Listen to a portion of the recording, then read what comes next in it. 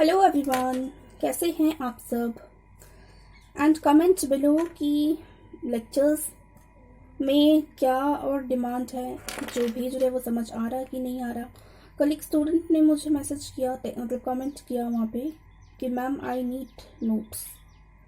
तो बच्चा notes, I wanted to से यू ओनली वन थिंग, अगर वो खुद का बना हुआ हो तो अमृत का काम करता है।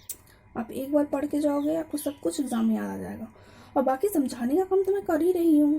I am giving you the lectures, और मैं बोर्ड पे भी आजकल लिख रही हूँ ताकि किसी बच्चे को अगर नोट डाउन करना हो तो ग्राफिकल एक नॉर्मल वे में, एक रफ वे में उसको नोट डाउन कर ले, ताकि वो उसी लेक्चर को फिर उस रफ कॉपी को देख करके दोबारा से रिवाइज कर सके, या तो फिर 2x स्पीड में आप दोबारा वीडियो चला करके भी कर सकते हो। It's all upon you, but फिर भी मैं ऐसे कर रही हूँ। बट अगर हम बात करेंगे शॉर्ट नोट्स की, जो आप एग्जाम के पहले कवर करोगे, या किसी लेंदी नोट्स की, तो इट विल बी बेटर अगर आप वो नोट्स खुद बनाते हो, क्योंकि आपको वो याद रहेगा ज़्यादा लंबे टाइम तक। और एक्सप्लेनेशंस तो मैं अच्छे से कर ही देती हूँ, तो उसके बेसिस पे जो समझ में आ गया उसको अपने लैंग्वेज में कन्वर्ट करके लिख के रख लो शॉर्ट नोट्स में। That will be very helpful for you in your examination. And if you don't know how to make notes, तो फिर कमेंट करना, मैं ये ज़रूर बता दूंगी कि नोट्स बनाते कैसे हैं, शॉर्ट नोट्स बनाते कैसे हैं, ग्राफिकल रिप्रेजेंटेशन करते कैसे हैं, सो दैट आपको हेल्प मिल सके। And one more idea came to my mind previous night which I want to share with you all, कि केमिस्ट्री में ग्रेजुएशन लेवल का ये जो मैं लेक्चर अपलोड कर रही हूँ, बहुत सारे बच्चों का डिमांड भी था और बाकी भी मैं करूँगी। बट क्या है कि ये ग्रेजुएशन लेवल का है, तो बहुत सारे बच्चों का ऊपर से पार हो सकता है, because it is tough, enough tough. So कितने बच्चे ऐसे चाहते हैं कि जो 11-12 के बेसिक केमिस्ट्री है, जिसके बाद हम ग्रेजुएशन में आते हैं, उसका भी मैं एक कॉन्सेप्ट बिल्डिंग वीडियोस अपलोड करूं, क्योंकि 30 चैप्टर्स हैं और मैं उसका अगर 50 वीडियोस भी अपलोड कर पाऊँ तो उसको जो बच्चा पढ़ करके यहाँ पर आएगा उससे ग्रेजुएशन टफ नहीं लगेगा। So if someone supports this idea then please comment. अगर ज़्यादा से ज़्यादा स्टूडेंट चाहेंगे तो मैं स्टार्ट करूँगी अपलोड करना। नाउ हम इस वीडियो में आते हैं जिसके लिए ये वीडियो बना है, that is the terminal questions of your unit 3 inner transition element का यूनिट का 5th क्वेश्चन। बाकी क्वेश्चन हमने प्रीवियस वीडियो में डिस्कस किया है, you can visit that lecture to. But 5th question हम इस वीडियो में डिस्कस करेंगे, जहां आपको पूछा है कि most of the lanthanoids and actinoids compounds are paramagnetic in nature and you have to explain it. यानी कि लैंथेनॉइड्स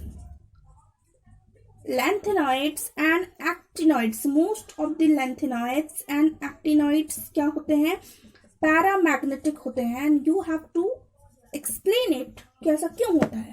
तो पैरामैग्नेटिक क्यों होता है, कोई भी चीज अगर पैरामैग्नेटिक होता है तो just because of the unpaired electron, and ये रीजन कभी बदलने वाला नहीं है, चाहे वो एक्टिनॉइड हो, चाहे वो लैंथेनॉइड हो, चाहे ट्रांजिशन एलिमेंट हो, कुछ भी हो, it doesn't matter.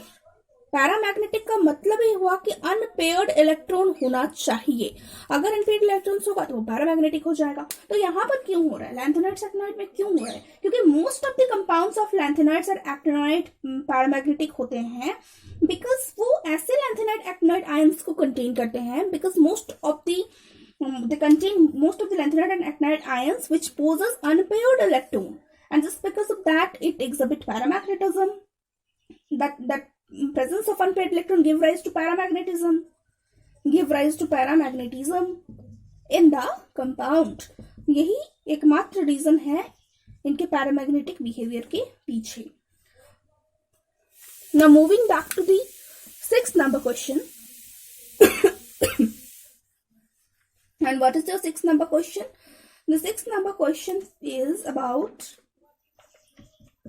lanthanide show very few oxidation state compared to early actinides. यानी यहाँ पे बताया है कि लैंथेनॉइड का ऑक्सीडेशन स्टेट बहुत ही कम होता है as compare to the actinoid, and you have to explain it कैसा क्यों होता है। तो रेंज ऑफ ऑक्सीडेशन स्टेट जो है much more restricted in the member of lanthanoid series as compare to those in the actinoid series. अब ये जो मैं इतना धीरे बोल रही हूँ, ये भी तो एक तरह का नोट्स ही हुआ। The students who wanted to make notes, video को थोड़ा सा स्लो करके या एक दो बार रिपीट करके इसको भी नोट कर सकते हैं if they wanted to make notes. तो रीजन क्या है लैंथेनॉइड का एक्टिनॉइड के कंपैरिजन में कम ऑक्सीडेशन स्टेट होने का, कि range of oxidation state much more restricted होता है मेंबर ऑफ लैंथेनॉइड सीरीज में।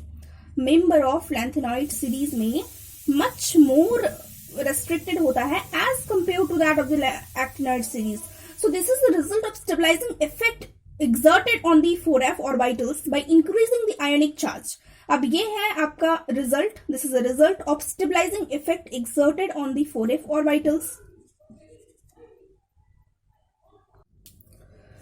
Okay, that was the first point जो हमने डिस्कस किया. सेकेंड क्या है, by the time an ionic charge of +3 is developed on the lanthanoid ions. कि lanthanoid ions में जैसे ही +3 चार्ज आयनिक चार्ज डेवलप करेगा, जैसे ही +3 चार्ज डेवलप करेगा तो वैसे ही क्या होगा, the 4f orbitals are so stabilized that they become a part of the inner core of the electron. 4f orbitals इतना स्टेबलाइज्ड होता है that they will become the part of inner core of the electron. Now it becomes increasingly difficult to remove further electron to give rise to higher oxidation state. अब जहां पर इतना ज्यादा inner core of the electron का part बन गया है, वहां पर it is very difficult to remove further electron. हम इलेक्ट्रॉन वहां से रिमूव करें एंड उसके बाद में हायर ऑक्सीडेशन स्टेट राइज हो, it is very difficult to remove electron.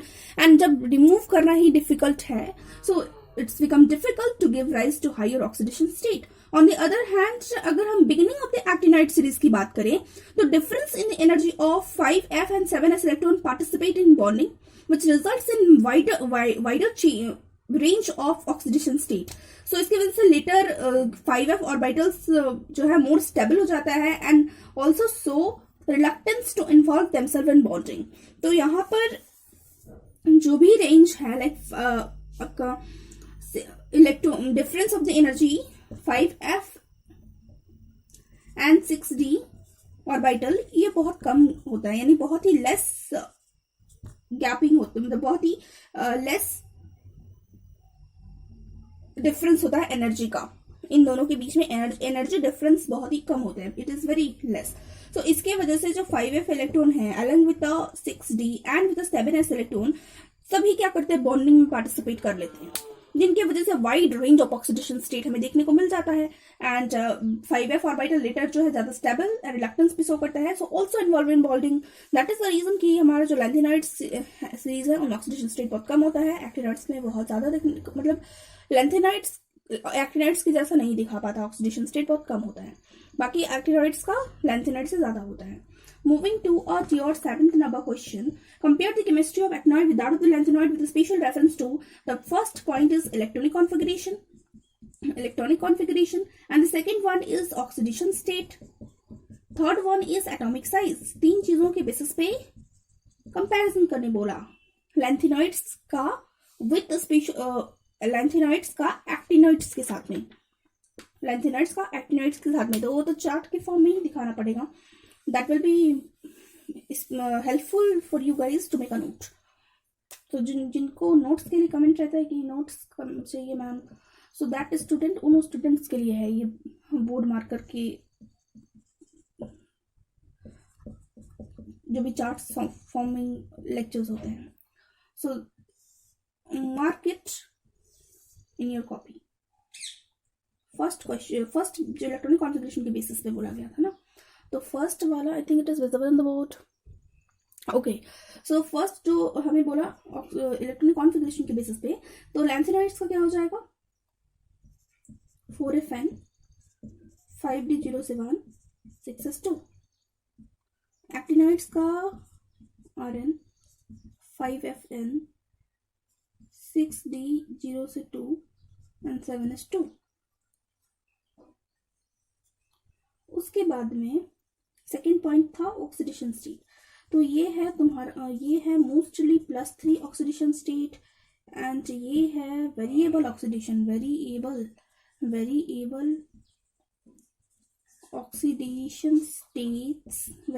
Oxidation states for early actinoids,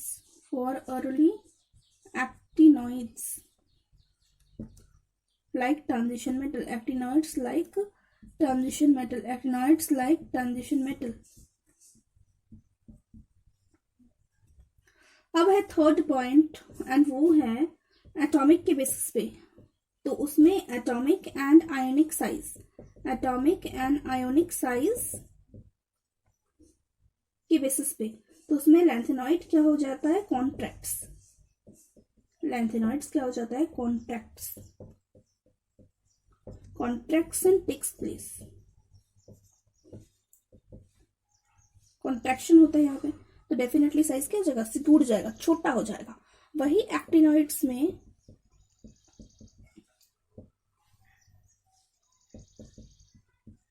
contraction होता है.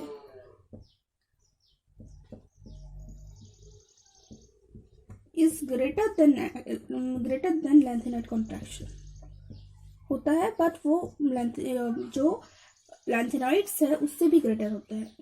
ग्रेटर देन लैंथेनॉइड कॉन्ट्रैक्शन, उससे भी ग्रेटर होता है. सो फिर से एक बार हम डिस्कशन करते हैं. पहला क्या है, कॉन्फ़िगरेशन के बेसिस पे 4FN 5D107 एंड 6S2. उसके बाद एक्टिनाइड का RN 5FN 6D0 and 7S2. इधर ऑक्सीडेशन स्टेट मोस्टली प्लस थे, यहाँ पे वेरिएबल ऑक्सीडेशन स्टेट होते हैं early actinides like transition metals में. And third point, atomic size के बेसिस पे लैंथेनॉइड कॉन्ट्रैक्शन होता है यहाँ पे. एंड एक्टिनाइड्स में जो कॉन्ट्रैक्शन है वो लैंथेनॉइड से भी ज्यादा होगा. It will be greater than lanthanide contraction. So this was the discussion of your question number 7 by a chart formation. I have explained you. So either take a screenshot or note it down. I am rubbing it.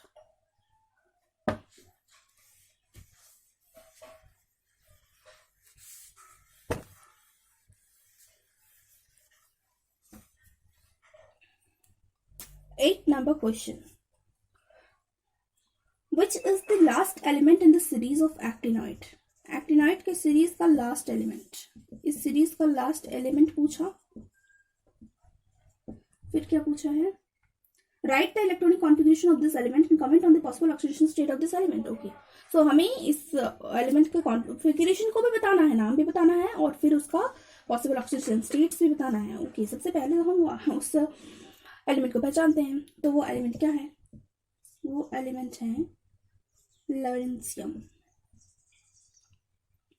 Configuration पर आते हैं, जिसको हम LR से भी लिख सकते हैं, LR.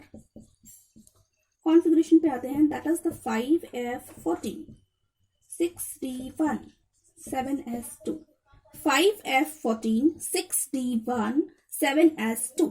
ऑक्सीडेशन स्टेट क्या है, +3 oxidation state, +3 oxidation state.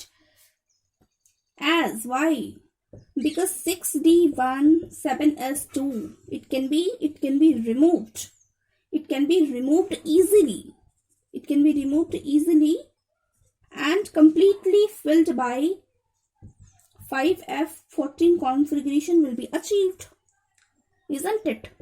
So that's the reason we have oxidation state +3. So हमने कॉन्फ़िगरेशन बता दिया, एलिमेंट पहचान लिया, ऑक्सीडेशन स्टेट बता दिया. एलिमेंट क्या है, लॉरेंशियम. LR से रिप्रेजेंट करते हैं. ऑक्सीडेशन स्टेट क्या है, 5F14 6D1 7S2. +3 oxidation state है. क्यों +3 ऑक्सीडेशन स्टेट है, बिकॉज ये जो लास्ट वाला आपको दिख रहा है ना 6D1 एंड 7S2, इसको इजिली रिमूव कर सकते हैं. एंड जैसे कर देंगे तो we will get a stable configuration, that is the 5F14 which is fully filled. So that was the reason. So इस वीडियो को हम यहीं स्टॉप करते हैं, मिलते हैं नेक्स्ट वीडियो में. Thank you everyone. And if you're watching this video for the first time, then don't forget to subscribe, like and comment.